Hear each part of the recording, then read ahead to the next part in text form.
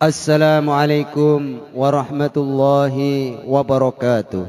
Alhamdulillah fadhil alim alladhi khalaqal insana fi aqsani taqwim. Wa asyhadu an la ilaha illallah wahidul hakim. Wa asyhadu anna Muhammadan abduhu wa rasuluh. Raufur rahim. Allahumma salli wa sallim ala sayyidina Muhammadin al-muzali alaihi wa innaka la'ala khuluqil azim wa ala alihi wa ashabil ladzina atarrabu biqalbis salim amma ba'd. Hadirin yang dimuliakan Allah Subhanahu wa taala, senantiasa marilah kita tingkatkan takwa kita kepada Allah Subhanahu wa taala dengan senantiasa mencari ridhonya Allah Subhanahu wa taala. Pada pagi hari ini kita akan belajar membahas tentang sumber segala kebaikan dan keburukan. Jadi kebaikan dan keburukan itu sumbernya dari mana? Maka kita pelajari bersama agar kita faham, agar kita ingat bahwa kita ini semuanya usaha. Yang bicara usaha, yang mendengar usaha. Usaha apa? Usaha agar kita ini ketika sowan di hadapan Allah Subhanahu wa taala, Allah ridho, kita menghadap Allah di akhirat dalam keadaan bahagia. Itulah hadirin yang dimuliakan Allah Subhanahu wa taala. Pada pagi hari ini kita akan belajar bersama-sama tentang mencari segala hal yang baik dan yang buruk. Supaya kita tahu, maka kita belajar bersama. Mudah-mudahan Allah Subhanahu wa taala memberikan keberkahan dan ridhonya kepada kita semua, sehingga kehidupan kita senantiasa dalam ridhonya, senantiasa dalam kebaikan, dan dijauhkan dari keburukan.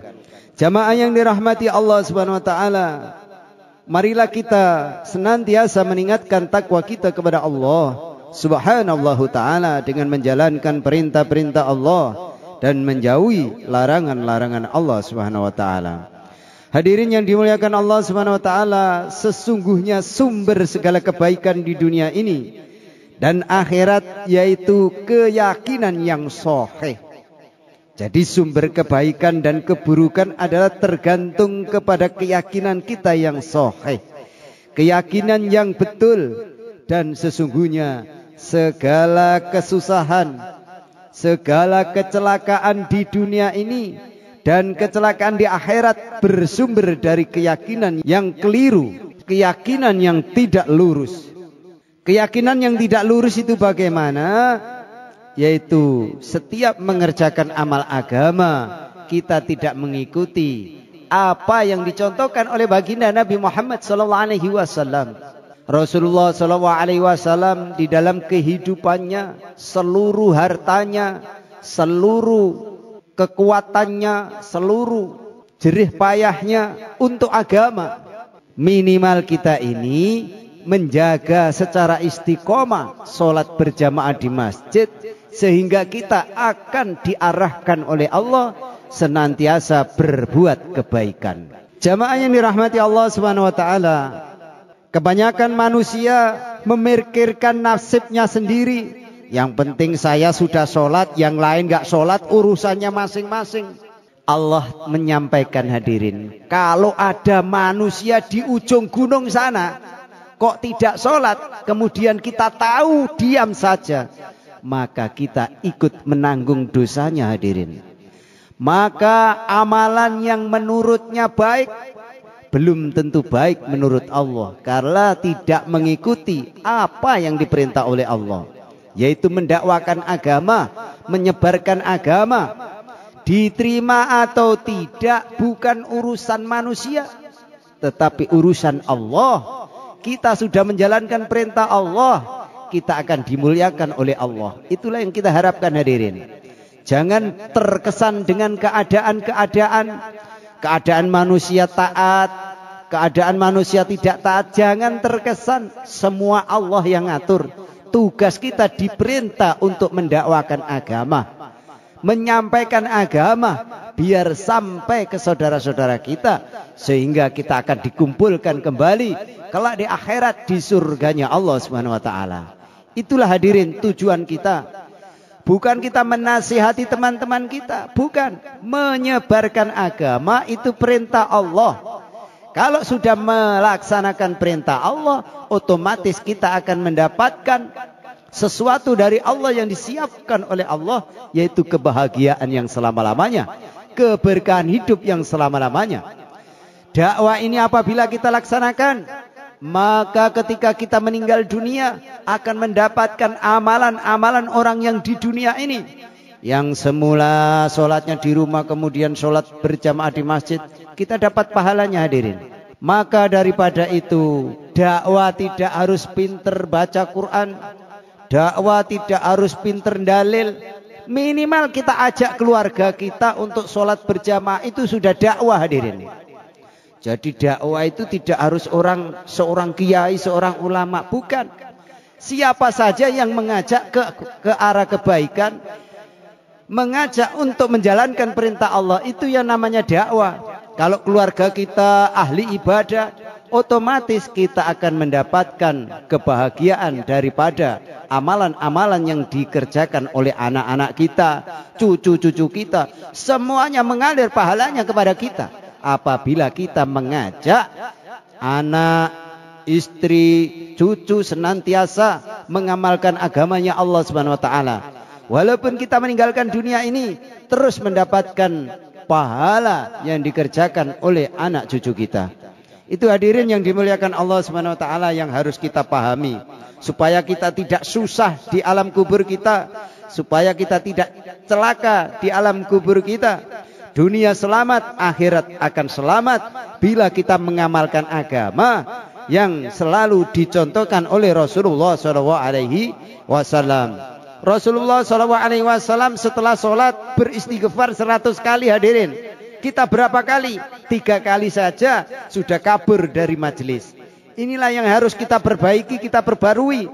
Bahwasannya doa-doa setelah sholat 5 waktu itu mustajabah. Zikir-zikir setelah sholat kita pasti mendapatkan kebahagiaan dunia, kebahagiaan akhirat. Yang ini yang harus kita renungkan bersama.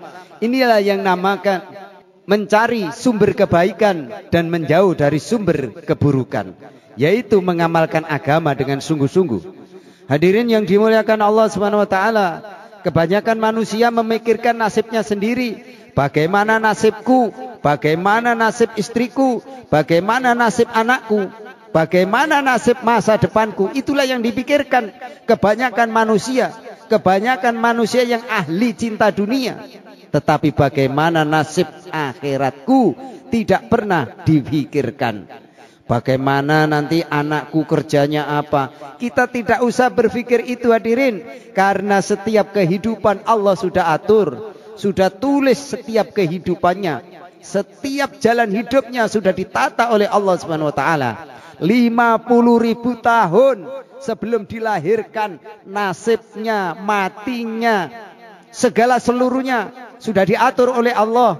Kita tinggal hidup di dunia ini dan mengamalkan agama dengan baik. Itulah kalau kita faham tentang Allah turunkan ke dunia ini, Allah hidupkan kita di dunia ini hanya sekedar diuji sebentar. Kita diberi kekayaan yang banyak, ujian hadirin.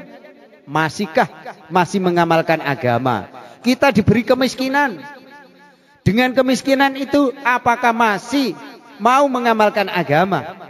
Semuanya adalah ujian. Senang adalah ujian. Susah adalah ujian. Ini kalau kita tidak sampaikan, maka orang-orang akan menjauh dari Allah Subhanahu wa taala. Supaya kita ini hidupnya bahagia dunia, mulia dunia sebelum akhirat, hanya satu jalan, yaitu jalannya baginda Nabi Muhammad sallallahu alaihi wasallam. Maka kita pikirkan seluruh saudara-saudara kita, bagaimana saudara kita ini mau mengamalkan agama, berbondong-bondong menuju masjidnya Allah Subhanahu wa taala, sehingga kampung kita akan menjadi kampung seperti kampung Madinah Al-Munawwarah. Rakyatnya bahagia, rakyatnya rukun, semuanya saling menyayangi, bila agama di lingkungan itu, di kampung itu sudah hidup. Kalau agama belum hidup, jangan harap kita akan mendapatkan kedamaian. Jangan harap kita akan mendapatkan kebahagiaan dari Allah Subhanahu wa taala. Jamaah yang dirahmati Allah Subhanahu wa taala, sesungguhnya nasib semua makhluk ditentukan oleh Allah Subhanahu wa taala. Orang-orang menentukan nasibnya, tetapi tidak mau berhubungan dengan yang menentukan segala nasib. Jadi kita ini ingin menentukan nasib kita menjadi orang kaya, tetapi tidak mau mendekat dengan yang memberikan kekayaan. Kita ingin bahagia, tetapi tidak mau mendekat dengan zat yang membuat kita bahagia, yaitu Allah Subhanahu wa taala. Inilah kekeliruan kita. Inilah yang senantiasa membuat kita celaka dalam kehidupan, karena kita salah jalan, tidak mengikuti jalan daripada baginda Nabi Muhammad sallallahu alaihi wasallam. Karena keyakinan yang keliru itulah kebanyakan manusia celaka dunia dan celaka akhirat.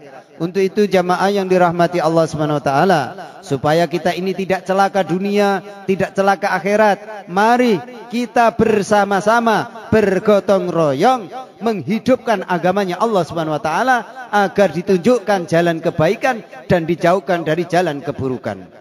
Hadirin yang dimuliakan Allah Subhanahu wa taala, siang malam manusia mengucapkan bagaimana duniaku.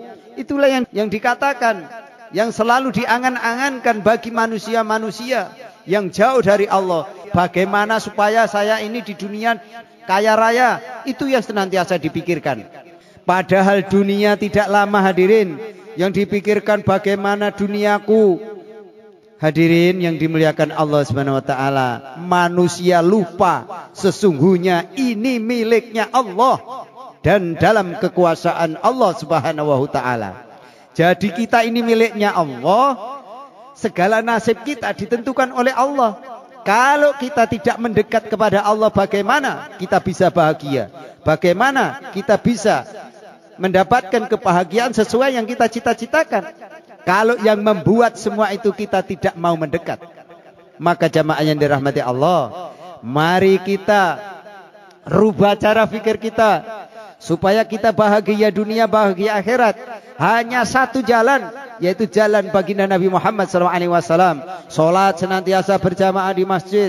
Setelah solat kita berzikir kepada Allah, baik itu bersama-sama maupun sendirian, monggo. Yang penting berzikir kepada Allah. Setelah berzikir berdoa mau bersama-sama ataupun sendiri, monggo. Yang penting berdoa kepada Allah setelah solat. Itu hadirin yang harus kita renungkan di dalam kehidupan siang dan malam kita, supaya kehidupan kita ini menjadi barokah, menjadi mulia di dunia sebelum dimuliakan di akhirat. Dia sibuk dalam urusan dunianya. Inilah orang-orang ahli dunia, sibuk selalu dengan dunia. Ketika Allah memanggil mereka masih sibuk dengan dunianya, itulah orang yang celaka. Itulah orang yang membahayakan dirinya siang dan malam. Walaupun kelihatannya mereka mendapatkan kekayaan dunia, toh pada akhirnya hanya akan menjadi bahan bakar api neraka. Apa artinya semua itu? Maka hadirin, supaya kita ini akan mendapatkan kebahagiaan yang hakiki, kebahagiaan yang abadi, hanya mengamalkan agama. Kita diberi kekayaan, makin rajin sholat berjamaah. Kita sedikit sumbangkan untuk perjuangan agama, madrasah, TPA, guru-guru TPA yang punya kekayaan lebih, kita santuni. Maka hadirin, itulah harta yang akan menyelamatkan kita. Kalau tidak, kita tiap hari masukkan 1.000 rupiah dengan niat, ya Allah, lantaran ini hapus dosaku, berikan keluargaku keluarga barokah, seluruh penyakitku hilangkan. Maka dengan sedekah yang 1.000 rupiah itu akan diganti oleh Allah dengan kebahagiaan, dengan kesehatan. Itulah hadirin yang dimuliakan Allah Subhanahu wa taala. Ini yang namanya jalan kebaikan yang akan nampak kalau kita mengamalkan agama dengan sungguh-sungguh. Jamaah yang dirahmati Allah, kita ini kadang lupa terhadap yang menguasai dunia ini. Yang menguasai dunia ini adalah Allah Subhanahu wa taala. Yang menguasai kehidupan kita adalah Allah Subhanahu wa taala. Toh pada akhirnya dia tidak memperoleh dunia atau tidak memperoleh yang menciptakan dunia. Jadi dunia kalau kita kumpulkan, setelah terkumpul tidak satu pun yang kita bawa menghadap Allah kecuali amal kita. Toh yang kita perjuangkan tidak kita bawa, walaupun satu kerikil pun kita tidak membawanya ketika kita menghadap Allah. Untuk apa semua itu kalau kita tidak pergunakan untuk perjuangan agama? Tenaga kita, kalau kita bisa dengan tenaga, kalau kita bisa dengan harta, kalau kita dengan mendakwakan agama, sehingga agama ini hidup, sehingga kita dalam ridhonya Allah Subhanahu wa taala, dan semuanya insya Allah kita semua digolongkan orang-orang yang akan dimasukkan ke dalam surganya Allah Subhanahu wa taala. Karena Nabi mengatakan majelis ilmu adalah taman-taman surga. Siapa datang di taman surga pasti akan masuk surga. Bagaimana kita bisa masuk surga kalau duduk di taman surga saja tidak menyukainya? Itulah hadirin yang harus kita renungkan bersama-sama. Mudah-mudahan kita diperbaiki oleh Allah Subhanahu wa taala sehingga hidup kita ini hanya fokus untuk mengamalkan agama. Dalam satu hari 24 jam tidak banyak hadirin. Kalau sholat paling lama sekusuk-kusuknya 5 menit. Kalau satu hari satu malam 24 jam hanya 25 menit. Padahal 23 jam lebih 45 menit itu hanya untuk dunia. Kenapa kita tidak gunakan dengan sungguh-sungguh ketika kita sudah bisa melangkahkan kaki kita ke masjidnya Allah ini? Kita melangkah kaki ke masjidnya Allah ini hadirin, setiap langkah menggugurkan dosa-dosa kita. Itulah maka Rasulullah mengatakan jangan pernah kalian sholat di rumah.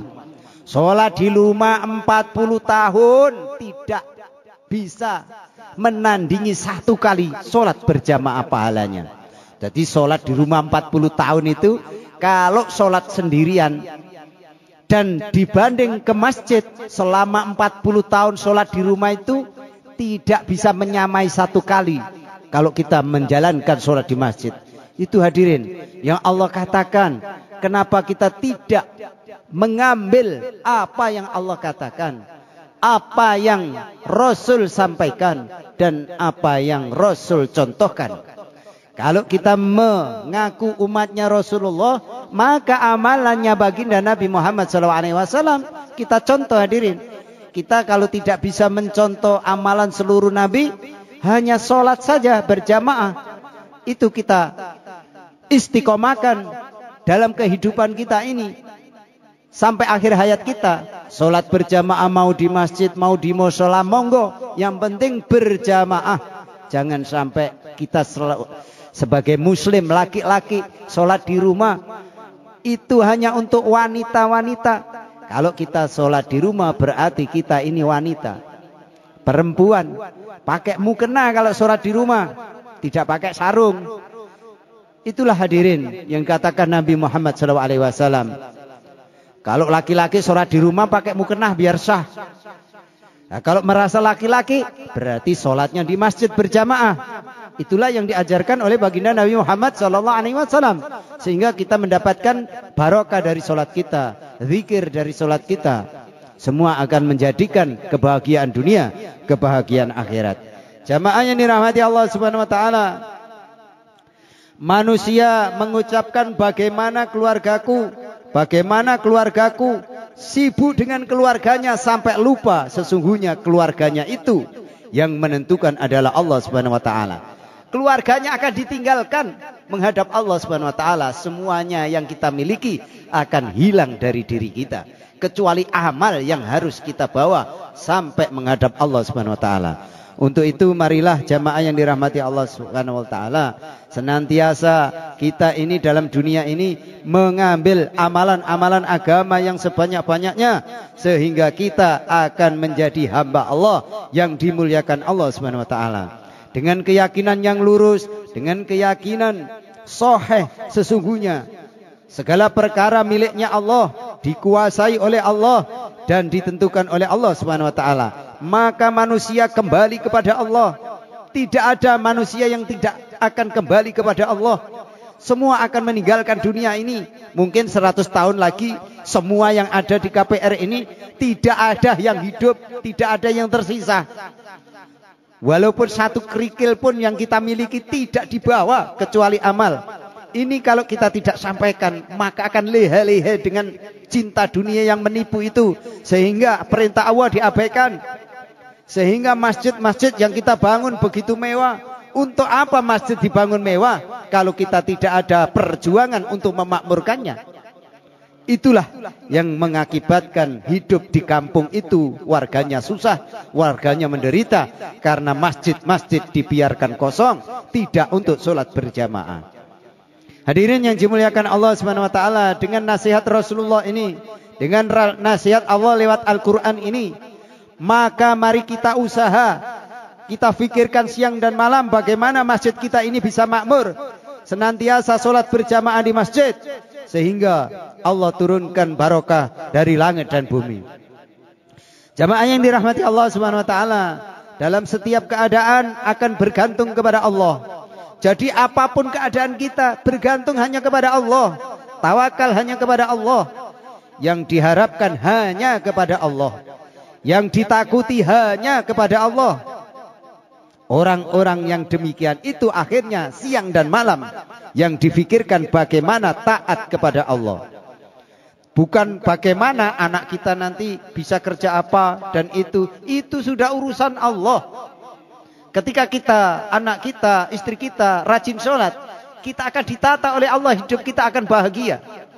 Kebanyakan kita tidak percaya, hadirin. Tidak percaya dengan janjinya Allah. Sehingga kita susah dalam mencari kehidupan yang bahagia. Mencari kehidupan yang bahagia hanya 5 menit.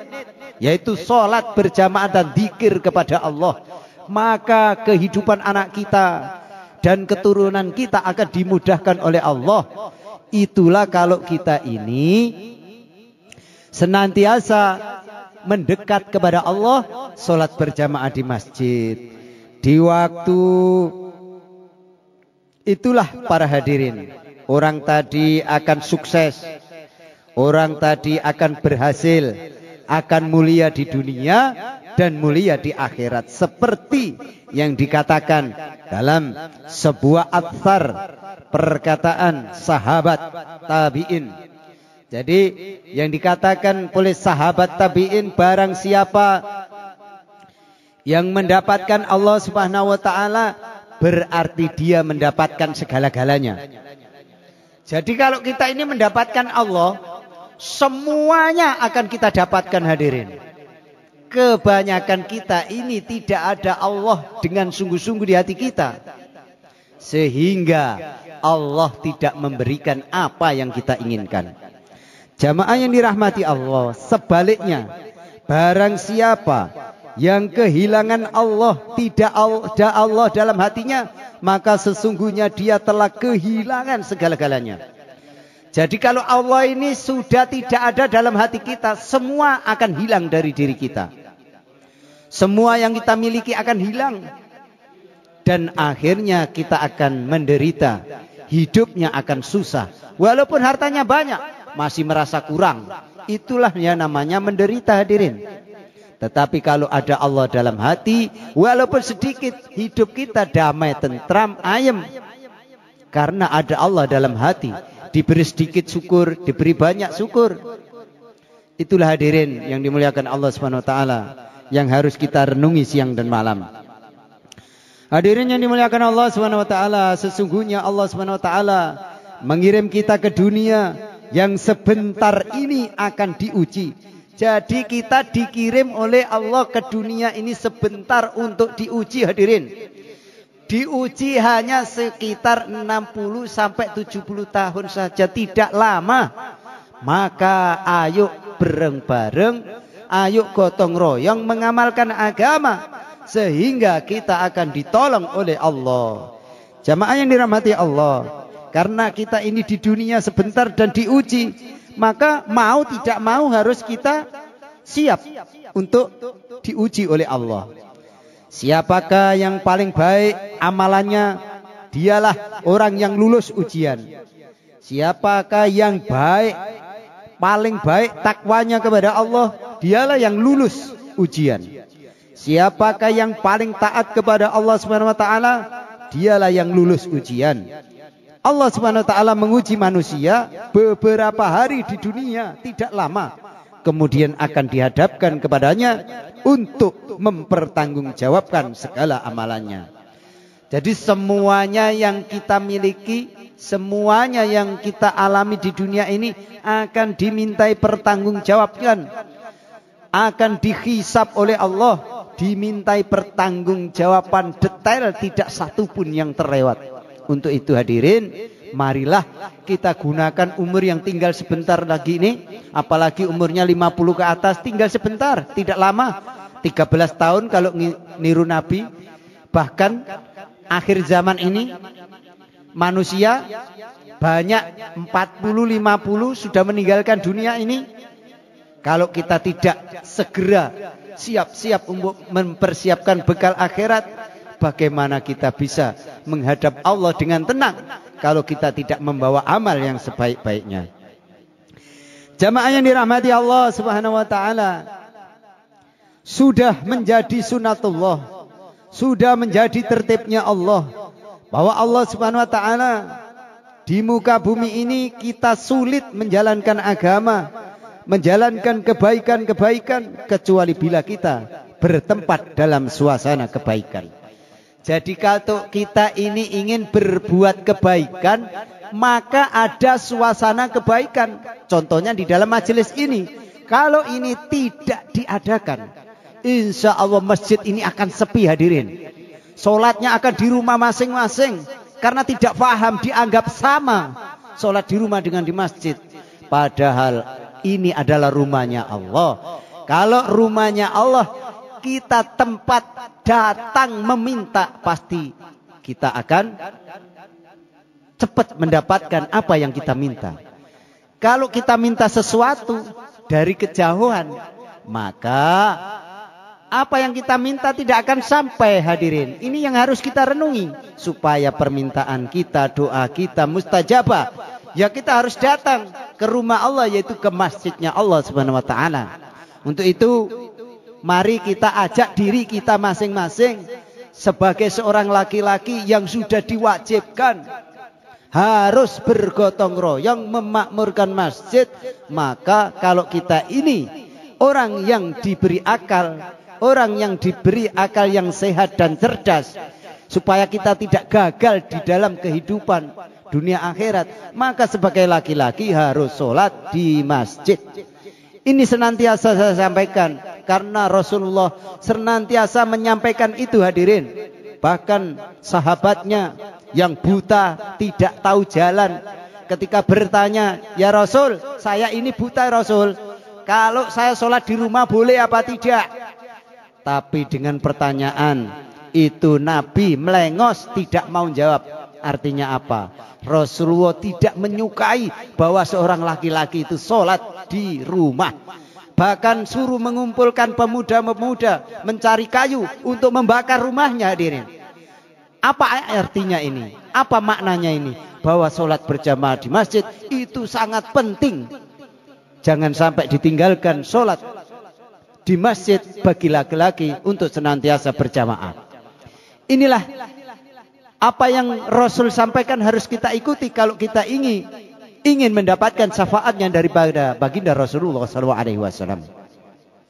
Jamaah yang dirahmati Allah Subhanahu wa taala, sudah banyak yang kita sampaikan, sudah banyak yang kita pelajari dari apa yang disampaikan Allah dan Rasulnya ini. Maka hadirin yang dimuliakan Allah Subhanahu wa taala, anak-anak kita tidak akan bisa kita didik dengan baik walaupun di madrasah ataupun pesantren, di rumah-rumah kita tidak ada suasana agama yang baik. Jadi kalau tidak ada suasana yang baik, bagaimana kita mendidik anak kita dengan kebaikan? Tidak akan bisa baik kalau tidak ada suasana kebaikan. Maka suasana kebaikan harus kita ciptakan hadirin. Bagaimana cara menciptakan? Yaitu senang menghadiri majelis ilmu. Kalau ada majelis ilmu mau diadakan, semua gotong royong mendukungnya. Sehingga suasana kebaikan itu ada. Sehingga anak-anak kita akan dijadikan anak-anak yang soleh oleh Allah. Kalau suasana kebaikan saja kita tidak mau menciptakan, bagaimana kita akan mendapatkan keturunan-keturunan yang soleh, keturunan-keturunan yang baik? Kalau menciptakan suasana kebaikan, kita tidak ada perjuangan, kita tidak ada keinginan. Setiap diajak untuk bermajelis, tidak satu pun yang mendukungnya. Inilah penyebab Allah tidak memberi keberkahan di dalam kehidupan kita. Untuk itu hadirin yang dimuliakan Allah Subhanahu wa taala, suasana taat harus kita ciptakan di keluarga kita, taat kepada Allah. Suasana anak memuliakan orang tua, ini kita ciptakan sehingga anak kita akan menjadi anak yang soleh. Orang tua menyayangi anaknya, bagaimanapun keadaan anaknya tetap disayang. Ini akan mendatangkan rahmatnya Allah. Suasana zikir kita ciptakan. Jadi suasana zikir ini kita ciptakan. Jadi kita zikir mungkin 1 minggu sekali, mengadakan istighosah, mengadakan yasin tahlil, mengadakan pembacaan rotib. Itulah akan mendatangkan keberkahan dari Allah Subhanahu wa taala. Suasana ibadah harus kita ciptakan di lingkungan kita sehingga Allah turunkan barokah dari langit dan bumi hadirin. Suasana cerita keagungan Allah. Jadi keagungan Allah itu kita ceritakan sehingga Allah akan memberikan keberkahan kepada kehidupan manusia apabila manusia itu mentaati perintah Allah. Dan keagungan Rasulullah juga kita ceritakan. Suasana cerita orang-orang soleh harus kita ceritakan sehingga kita akan ada niat untuk menerima kebaikan-kebaikan yang dicontohkan oleh baginda Rasulullah SAW. Hadirin yang dimuliakan Allah Subhanahu wa taala, generasi ini diusahakan oleh ahli-ahli batil agar lupa cerita orang-orang soleh. Sekarang anak kecil kalau tidak pegang HP nangis. Kita sebagai orang tua biar menangis, yang penting tidak dijauhkan dari yang namanya didikan agama. Lebih baik menangis daripada nanti dibakar di api neraka. Lupa cerita wali-wali Allah, kita ceritakan tentang wali-walinya Allah kepada anak kita. Sehingga anak kita akan meniru ibadahnya para wali-wali. Lupa menceritakan kehebatan para sahabat, bagaimana para sahabat berjuang menjalankan agama. Ini harus kita ceritakan kepada anak-anak kita. Sehingga anak kita ada rasa perjuangan untuk agamanya. Kita lupa cerita tentang para nabi dan rasul. Apakah pernah kita menceritakan tentang kisah-kisah nabi dan rasul kepada anak-anak kita? Nah itulah harus kita tata dari mulai sekarang. Untuk membaca suratul Fatihah minimal harus kita yang mengajarkan jamaah. Kalau suratul Fatihah kita sendiri yang mengajarkan, maka ketika itu anak sholat sampai akhir hayatnya menjadi milik kita pahalanya. Jadi anak kita itu kita didik suratul Fatihah itu dari lisan kita sendiri, supaya amalannya itu menjadi milik orang tuanya itu hadirin. Maka dengan adanya ilmu yang disampaikan oleh Rasul ini, kita praktekkan dalam kehidupan. Jangan sampai kita tidak tahu sehingga kita akan menyesal ketika menghadap Allah Subhanahu wa taala. Jamaah yang dirahmati Allah, kalau kita sudah menceritakan orang-orang soleh, menceritakan sejarahnya para wali, para nabi, sehingga umat ini semakin tahu tentang kehidupan bagaimana ketika kita sudah sampai di akhirat. Kalau kita tidak mengamalkan agama, maka akan menjadi kebingungan. Akan ikut siapa saya ini? Kalau kita tidak tahu cerita para nabi. Inilah perkara yang datang pada umat sekarang ini. Kebanyakan tidak menceritakan orang-orang soleh, perjuangan wali-walinya Allah di tanah Jawa, mendakwakan agama. Kita tidak ceritakan pada anak-anak kita bagaimana Rasulullah mendakwakan agama, dipukuli sampai berdarah-darah, bahkan para malaikat sampai ingin menghancurkan umat yang menyiksa Rasulullah dalam dakwah. Jadi kalau kita mendakwakan agama, dicaci maki orang, semakin derajatnya naik. doakan yang baik. Seperti apa yang dicontohkan baginda Nabi ketika dakwah dicaci maki, dilempari batu sampai berdarah-darah. Apa yang keluar dari lisan Rasulullah adalah doa. Maka dalam kita menyampaikan agama ini, yang suka juga meninggalkan dunia ini, yang tidak suka juga akan meninggalkan dunia ini. Maka jangan terkesan dengan semua itu. Yang terkesan apa hadirin?